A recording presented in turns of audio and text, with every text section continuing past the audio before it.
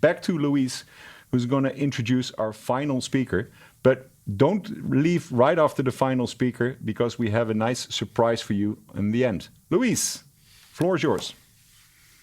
Back to Barcelona. I'm so happy to introduce Chris, the Son of God, because I'm not able to pronounce your Polish surname. You will have to do that for me. Hello, everyone. So Chris is a serial tech entrepreneur. Go ahead. Okay. You can pronounce it for me. Don't even try to pronounce my last name. Just say Chris of Escola. That's the easiest way how people introduce me at conferences. So Krysztof Escola is a serial tech entrepreneur. He has 2.5 successful exits, and he has been for a long time not only practicing what he preaches in his company and with his customers, but he's also a researcher specializing in AI and education, collaborating with almost every university in Eastern Europe, having been invited to the World Economic Forum, to the Global Agenda in London, and having worked and with some of the biggest customers out there, from Sony to Danone to L'Oreal, et cetera, et cetera. So I'm very excited to invite you here, because I think it's a great wrap up to what we have been talking about here. So at the end of the day, what we have been trying to do is educate everybody. So that's exactly your field of expertise. So I would invite you to, have probably a starting up question, which is, AI is completely revolutionizing the education system. Teachers don't even know how to start with it. It doesn't matter if it's in elementary school or in PhD research. So in a nutshell, before you start with your slides, what do you think is in store for AI and education? Well, the challenge is it is actually not revolutionizing education is enough. Okay, so let's be honest. We have so powerful tools for kids to learn on their own. And I think we, again, fail to deliver the promise of a new, better world. I'm afraid, and I am truly afraid, that mostly GenAI is used by students now to complete their homeworks faster, not to become better humans. And I think we need to somehow address this challenge and make really good processes and redesign teaching, redesign learning. That is what we need. But actually, let's be honest, education is very traditional and is very afraid of this Gen AI. So the question is, how do we handle, how do we address, how do we tackle this challenge? I'm trying to address this in my talk using case studies. What do we actually do?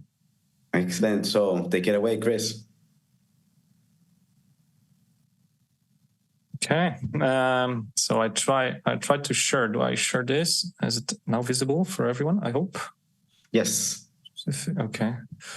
So let me just introduce myself very quickly. My story is pretty random for an entrepreneur. My dream was always to be a teacher, as my mom, and my father is an IT engineer. So I was studying at the time in Illinois, United States, and my friend called me at the year when first iPhone was presented, and he said, we would do something about this online teaching. Let's have an online school of languages. And it became quite a successful startup. We were a main competitor at the time of Duolingo in 6 countries, including Canada or Mexico. We even were the #1 educational app for languages in App Store. And actually selling this company set my life through to being interested and passionate about education and IT at the same time, which I was never prepared for. And that's what I do until now, now leading a company named Escola and researching how AI can disrupt education. And I've been doing this for 6 years now, and I'm going just to share with you some of the case studies, and you will draw your own conclusions. Because, and I wanted also to mention, because Luis is in Barcelona, so I wanted to say hello to everyone from the magic island of Canary, which is officially in Spain, geographically in Africa. And that's how I look now, how we see the spatial metaverse nowadays, that that everyone wants to make it amazing, and that's how I look most of the days. So big hello from Canary Islands to everyone that's listening. And so for most of the people that are interested in AI, this is a set of very powerful tools, starting with ChatGPT, BART, 11 Labs that actually was started with by some of my friends from Poland, the most effective tool to generate voice. And all these tools became quite powerful to make people much more effective. According to the research done by BCG and Harvard, it makes people between 18 and 43% more effective in solving their tasks. And that's quite amazing how much more productive we can become. And that includes teachers, that includes students. But for me, a person that's been doing AI for some more years, this is how I see this progress. That, of course, we have quite a revolution in generative AI thanks to the technology of GANs, so-called GANs, and this amazing article, Attention is All You Need. But actually, most of the things is still classical learning, supervised and unsupervised. And it's all about feeding the model and feeding the machine of lots and lots of examples. And I'm going to show you some of the research that we've been doing with some small case studies and bigger case studies that you can use. And this is the thing every company that is listening to me can easily address and use these case studies. So first of all, how do I work with businesses to construct some machine learning models, or how to address the needs? So first of all, nothing has changed to any of the consultancy work.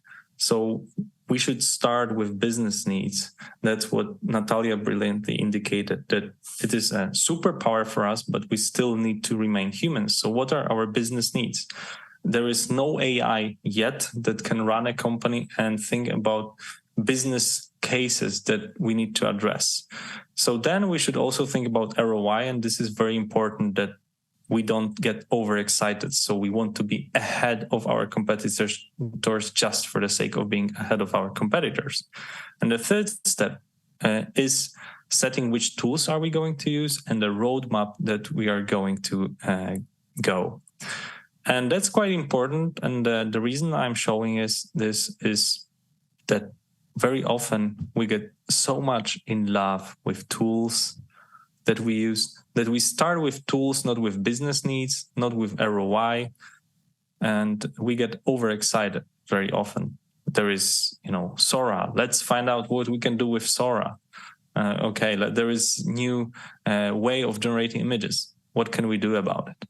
So I think this conference actually is addressing this very well, that it's all about business needs. So just let me show you a first example, how easily we can use power of AI for a big issue that is in many shops you will go to, which is checking the refrigerators whether they are working. Unfortunately, there is just a scale of refrigerators that stop working because someone, took off the cable, or the machine stopped working, or anything made it stop. So of course there is a system to check it, and in some countries in Europe there is even a law that you need to check the refrigerators in a certain times. But if you imagine how it's done, it's mostly people who actually sign something on the paper, and this is exactly the same as you go sometimes to let's call it directly, to a toilet that is supposed to be checked every half an hour. So I remember many situations when I went to some toilet, and unfortunately there were signatures that it was checked every now and then, but then the guy came after 5 hours and just did 10 signatures. And exactly the same is with checking of refrigerators. So what we did was actually using the software that checks the vision it actually checks whether the machine is working or not. And it's very easy to place, very easy to detect whether the machine is working or not. And it saves lots of time. It has geotagging. It has lots of markers that allows us to be sure that it works. So just that's the easy example. Another easy example for energetic digital matters we did for Inoji, now part of EON, was to actually check during COVID times when people were unable to actually enter the houses to check how the energy matters are going. So basically we used mobile phones of customers to do that and just read the meters themselves, which of course was really funny when we faced reality. There are 40 types of electric meters certified in Europe, and some of them are not visible for human eye, not mentioning how can you read it through an app. So these are quite simple examples. The more difficult example is actually most of the companies, including big corporates, they are looking for ways to put their projects ahead of schedule. So the question is how to feed your data into the system to know before the system collapses, before there are problems. So also what we are doing for Danone, for instance, is how to calculate the system, how it's going, whether we are going according to the schedule, taking lots of data sources and knowing before the problem emerges that the project is not going right. So these are very simple things. The cost of constructing such a solution is around 30,000, 40,000 euros. So every company can handle this. So I just wanted to show you that it is all doable for any company that you're running, and it's not very pricey also. But also I wanted to give you a glimpse of more advanced systems that I'm working for educational sector and what can be changed potentially. So this is a set of projects I've been running recently in the last 3 years. And I wanted to give you an insight what's being done actually in education. And also on the right side of this picture, you see also the success rate. And to be honest, we need to be aware that most of the projects in AI are not very successful, or sometimes they are even complete failure. So let me elaborate a little bit on this. First of the projects we've been doing is actually to try to make learning in the application very personal. So let's say you like rough teachers, or maybe you like very subtle motivation. Maybe one person likes when a teacher says you can do it, and some other person likes when they are said you need to do it today. Some people like to learn in the morning, some people like to learn in the evening, some people like small chunks of knowledge, some people like more to learn in bigger chunks. And we tried to personalize this experience using this metaverse of kind of Miami cyberpunk style world. And what we found out, it is super difficult to definitely personalize knowledge because there are so many data points to collect. Some people, of course, like rough or subtle teacher, but there are much more to learning. It is much more personal. So I just wanted to show you what it is actually possible and what is the big challenge that we are actually trying. So basically, Canmigo is one of the most popular now chats that are being used for learning.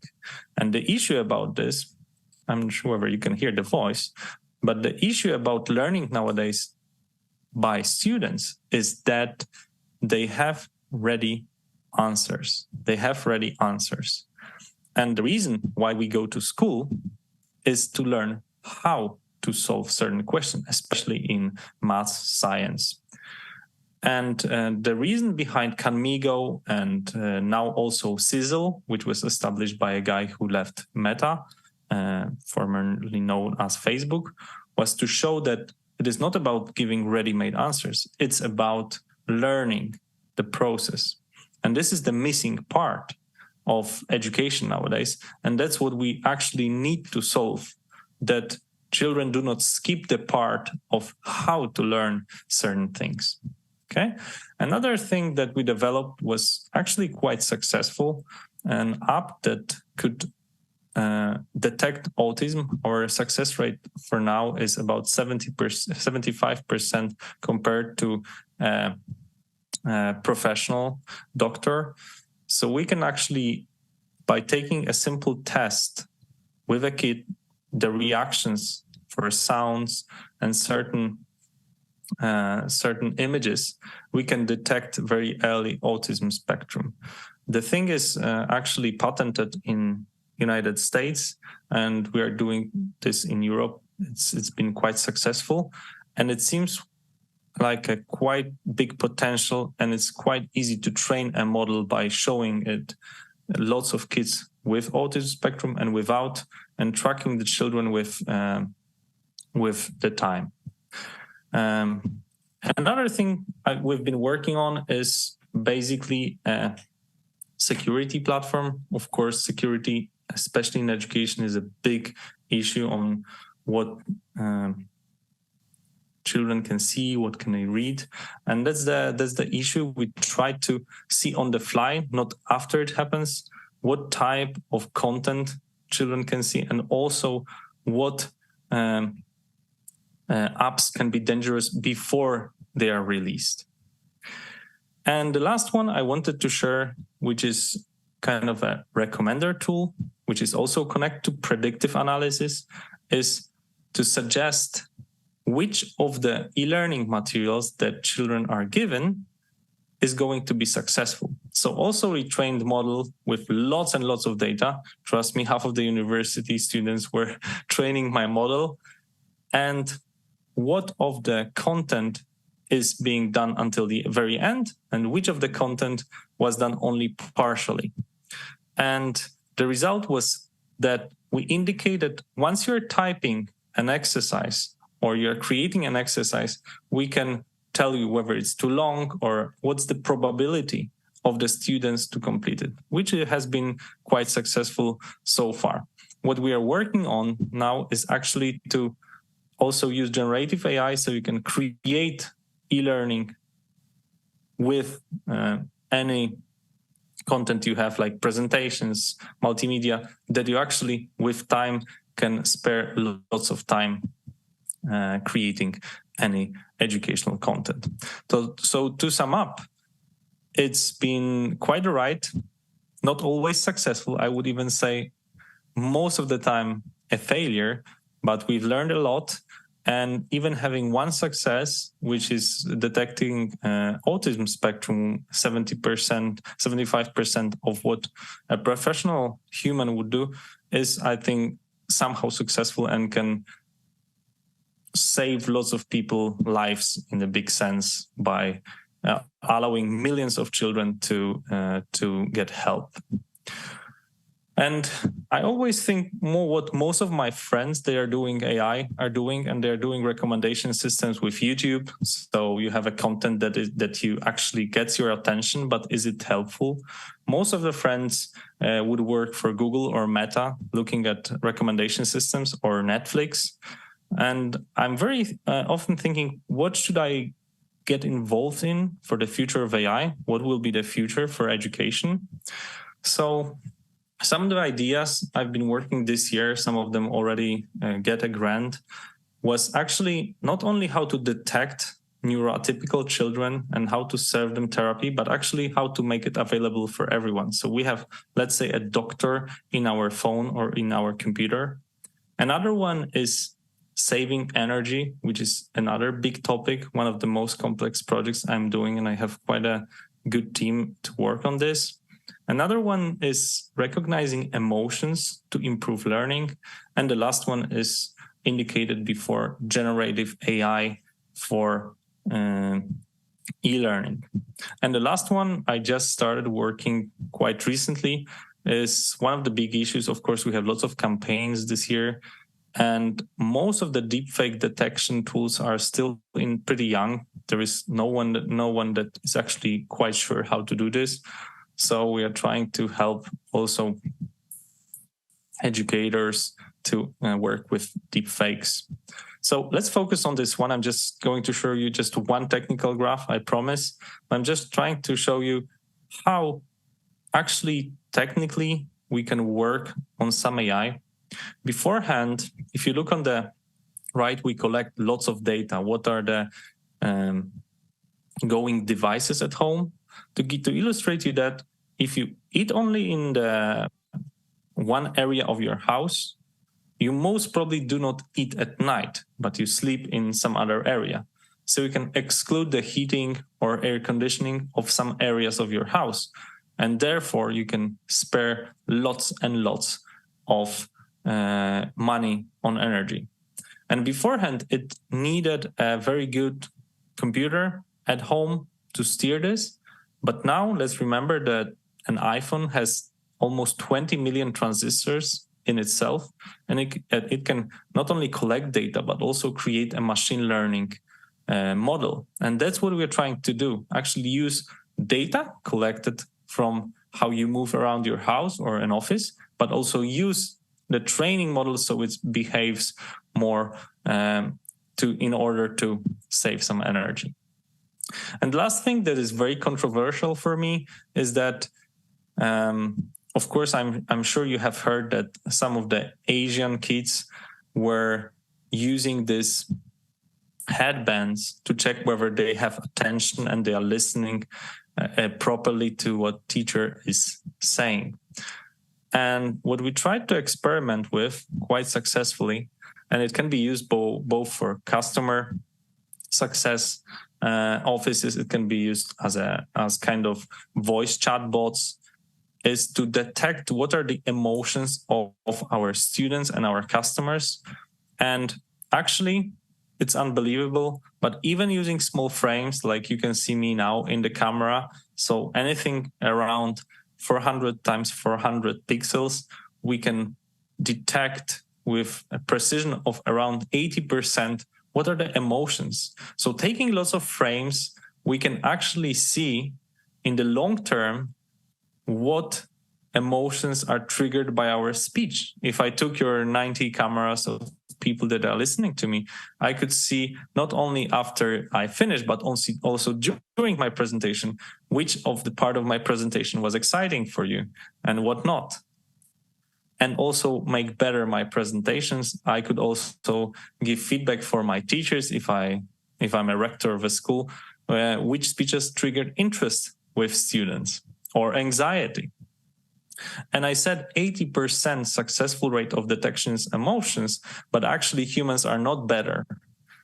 Machines are more or less equally good in detection of human emotions. So I will leave you one more time with this thing. What can be a future of AI in terms of better education? And as Natalia said, what are we going to use the power of our minds to do? Are we going to make more fake AI influencers? Are we going to make people use their attentions to see more ads? Or are we going to see more of the educational solutions to detect and help autism, to help students to learn in truly a way that they understand what they are learning? So that's my aim of what I do in Escola and as a researcher. If you want to contact me, you can contact me on my email or LinkedIn. And it was great pleasure to meet with you all. Thank you. Thank you, Chris, for such an insightful presentation. I think it's a beautiful wrap up to this whole half day, 6 straight hours, and it's still going, of learning, growing around AI. I have a question for you. You said something that was very interesting at the beginning, which is people are using AI. You didn't say to cheat, but it was in that direction instead of being better humans, right? So in which ways do you think we can be better humans with AI? So I actually believe that AI showed us how much better we are than we think. If you ever consider reading a book in 5 years, would you think that we will read books written by machines or by humans? Of course, ChatGPT nowadays in 5 years, it's better than an average person to write a short story. And of course, it's much faster. But I totally do not believe that in 5 years, we will listen to the music that is AI generated and we are going to read books that are AI generated. I mean, the best-selling books. And that's wonderful. And same for videos. We can have Sora and it will, of course, replace the stock photos, stock videos. But human creativity is amazing for me. And we need to talk with kids like, what are the differences between us and humans? And I work a lot with teachers and academics, how to make teaching better. And, there's this concept of reversed classroom by Khan, that I mentioned, Salman Khan. And that's actually great concept that they can practice some lessons, they can be inspired, but at the end, it's about humans' creativity, and I'm quite excited about it. And yeah, let's see how it develops. Yep, totally. I absolutely appreciate that. And last question before sending it back to our studio in Rotterdam, in the Netherlands. When you have been talking about the impact of AI, of course, in education, how we can use it, something I'm really worried about is the lack of critical thinking across the board. And the more AI is used, the less we use our brains. So the less hard questions we make, the less empathetic we can be, because the AI is basically trained to give us what we fit with, because that's exactly what it does, right? So what are your thoughts on how can we use AI for critical thinking to really evolve our brains and continue challenging things instead of just accepting things? So I've been writing an article today, and I asked ChatGPT to give me 12 notions on some topic. It was about cryptocurrencies in this case. And I discussed with it and basically fought with it with my brain how wrong it was in many cases. And I think that's one of the easiest examples how to use AI in schools. Okay, give me some notions and let's be critical. Let's discuss against AI. Let's remember it's the biggest hallucination mechanism, because there's been discussion that ChatGPT is hallucinating and it's wrong. No, it is what it does. If it creates an image, it's actually a hallucination. The question is how good to hallucinate. And I think people and teachers should encourage kids to challenge what AI is doing. Absolutely. So, Robert, Marcus, Edward, back to you in Rotterdam.